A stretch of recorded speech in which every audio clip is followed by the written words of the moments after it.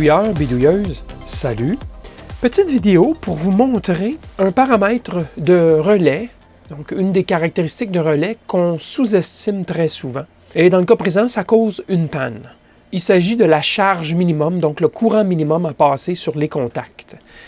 J'ai ici un récepteur radio, un ICOM ICR 7000. C'est un récepteur de communication qui va de 25 MHz à 2 GHz. C'est donc un récepteur VHF, UHF jusqu'à 2 GHz. Voici ce qui ne va pas. Le récepteur en question fonctionne bien entre 25 et 1000 MHz, mais pour passer à la bande de 1000 à 2000 MHz, il faut actionner deux relais. En fait, il faut appuyer sur un bouton à l'avant de l'appareil, mais ça fait actionner deux relais. Alors, le système est simple. Entre 0 et 1000 MHz, les deux relais sont alignés, leurs contacts font qu'il y a une continuité directe. Le signal venant de l'antenne va directement au circuit. Au-dessus de 1000 MHz, deux relais commutent pour embarquer un bloc avec mélangeur, oscillateur local et ainsi de suite, pour déplacer de 1000 à 2000, de 25 à 1000 autrement dit. Donc, c'est vraiment le principe du mélange pour faire une translation. Et comme je vous dis, il y a deux relais qui, dans leur position au repos, non énergisé, font le passage direct. Et lorsqu'on passe au-dessus de MHz, on appuie sur un bouton et les deux relais changent de contact, ce qui embarque l'entrée et la sortie du circuit en question. Là. Ça, c'est tout à l'interne, évidemment. Là. Pour l'usager, tout ce qu'il y a à faire, c'est appuyer sur un bouton à l'avant pour passer sur la bande de 1000 à 2000. Alors, voici le problème. C'est une intermittence. Présentement, je lui injecte un signal à 100 MHz. Regardez l'intensité du signal. Ça, c'est le S-mètre. C'est l'aiguille qui nous indique l'intensité du signal reçu. Je l'ai aligné à peu près sur le 9. Là. Regardez bien, je vais appuyer sur le bouton pour passer sur la bande 1 à 2 GHz. Comme attendu, le signal tombe complètement, il n'y a plus de réception. Et je vais renlever ce bouton et retomber sur la bande régulière. Et regardez, ça... Oh! Il est remonté à peu près. Je vais l'actionner une autre fois. Bon, vous voyez, les relais qui sont retombés au repos ne conduisent plus le signal convenablement. Regardez, je vais utiliser ce petit outil et je vais aller tapoter sur un des deux relais sur le dessus. Hop. Et voilà, c'est remonté. Voyez-vous? Alors, un simple choc mécanique est suffisant pour que les contacts qui sont repos normalement se remettent à fonctionner. Je le refais une autre fois. Ah, vous voyez, c'est pas bon. Là. Donne un petit coup. Et voilà, c'est remonté. Alors, les relais sont situés ici. Ce sont deux relais identiques à celui-ci, sauf pour la tension du bobinage. C'est des relais Omron, des relais radiofréquence G5Y-1. Et j'en ai quelques-uns de rechange. C'est des 5 volts, ceci dit. Alors que ceux qui sont dans le circuit ici, les deux relais, c'est du 9 volts.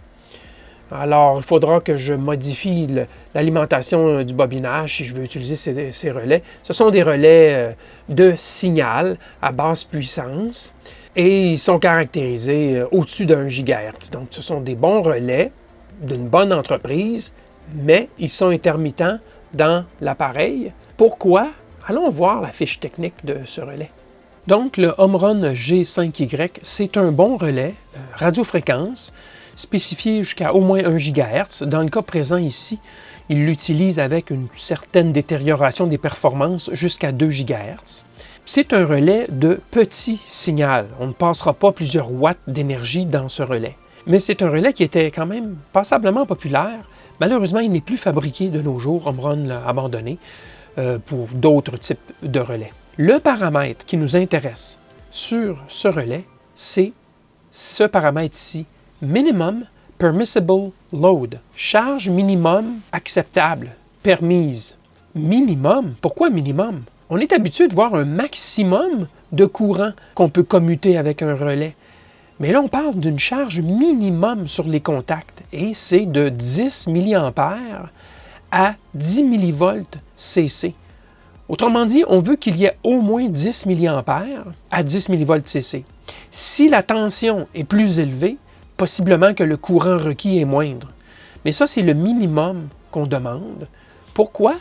Parce qu'on veut qu'il y ait de micro-étincelles. On veut qu'il y ait un courant CC présent lorsqu'on commute le relais, ce qui, en quelque sorte, nettoie les contacts et les garde frais en permanence. Même si c'est des contacts plaqués or, on veut quand même qu'il y ait un courant qui est commuté.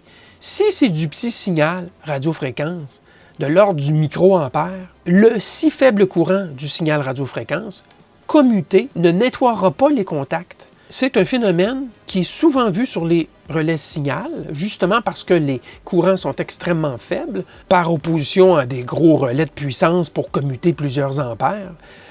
On le spécifie ici, donc il doit y avoir un courant minimum. Donc, pour être certain que tout se passe bien sur des années d'utilisation, bien sûr, à court terme, on ne verrait pas ce problème, c'est plus sur le long terme, il faudrait au minimum lui mettre un 10 mA de courant qui est commuté pour nettoyer les contacts en permanence à chaque fois qu'il y a commutation. Mais malheureusement, dans la fiche technique, on ne fournit pas de courbe qui nous dirait, bon, ben, pour une tension donnée, voici le courant qu'on a besoin. Ce n'est pas fourni.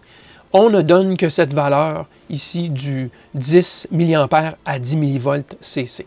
Donc, pour bien faire, pour que ce relais fonctionne bien pour des années durant, il faudrait qu'il y ait un courant de 10 mA superposé au signal CA, donc au signal radiofréquence qu'on veut commuter. Alors, le circuit de conversion, il est ici dans ce boîtier métallisé. Il y a des trous pour ajustement et les deux relais fautifs sont ici et ici. Dans ces enceintes métalliques, on voit que ça a été réutilisé. Il y avait probablement des transformateurs intermédiaires dans une autre application, mais ils ont utilisé ces cages-là pour protéger et augmenter l'isolation des relais, là, visiblement. Alors, ils sont là-dedans. Vous voyez ici, il y a le mélangeur qui permet là, de faire la translation de fréquence comme je vous parlais. Alors, allons voir en dessous maintenant. Alors, les deux relais en question, vus du dessous de la plaquette PCB, bien, il y en a un ici et il y en a un ici. On voit les contacts de radiofréquence ici. Le câble coaxial qui est ici, c'est le chemin direct lorsqu'on est en bas de 1 GHz. Le signal est simplement transféré par le câble coaxial d'un côté à l'autre. Et évidemment, au-dessus d'un gigahertz, vous avez vu l'enceinte au milieu, entre les deux relais, c'est là-dedans que se trouve la conversion ainsi que le mélangeur qui est ici. Alors, je vous montre le dessous pour la raison suivante. Regardez ici, il y a une résistance de 22 kΩ et il y en a une autre ici de 22 kΩ. Alors, pourquoi ces résistances? C'est qu'on y injecte du 8 volts, justement pour contrer le problème de mauvais contact à long terme, mais 22 kΩ sur 8 volts, ça fait quoi? 300-400 microampères, quelque chose du genre? Bien, on est loin du 10 mA.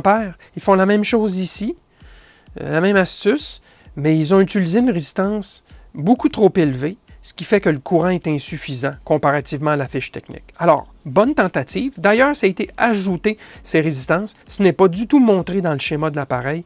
Ça, c'est une correction qui a été faite par la suite, justement parce que j'imagine qu'ils ont eu des problèmes. Mais malheureusement, cette correction est insuffisante. Il faudrait augmenter le courant. Bien sûr qu'une résistance très élevée, l'avantage, c'est qu'on ne perturbe absolument pas le signal radiofréquence, mais on pourrait quand même diminuer cette résistance. On pourrait mettre une 4,7K, par exemple, au lieu d'une 22, et ça ferait quelques milliampères, 2 milliampères, ce qui serait déjà beaucoup mieux, et ça ne perturberait pas plus le signal RF. Alors, je vais réfléchir à ce que je vais faire, mais je crois que c'est foutu pour les relais. Je vais devoir remplacer ces deux relais. Et un des défis que j'ai, c'est que les relais de remplacement que je possède, c'est des 5 volts. Et ce sont des 9 volts dans ce circuit. Donc, je pourrais mettre une résistance en série, mais ça va quand même imposer un courant plus fort sur l'alimentation des relais. L'autre petit défi que j'ai, c'est bien sûr qu'il faut que je dessoude l'ensemble, incluant la cage par-dessus les relais. Quoique c'est une plaquette à une seule face au niveau du cuivre. Ce ne sont donc pas des vias traversants, donc ça devrait être relativement facile à dessouder. Mais je prendrai plusieurs photos de très proches pour être certain que je ne bousille rien dans le travail. Alors je vais réfléchir à la solution, mais certainement ici, bonne tentative de leur part, mais insuffisant sur une trentaine d'années. Depuis que cet appareil existe, clairement, ce n'était pas suffisant. Alors voilà, je voulais quand même vous montrer une panne intermittente qui n'est pas commune, mais sur le long terme, sur une trentaine d'années, ça peut venir nous mordre. Et en voilà un bon exemple, courant minimum sur les contacts. Merci et à la prochaine!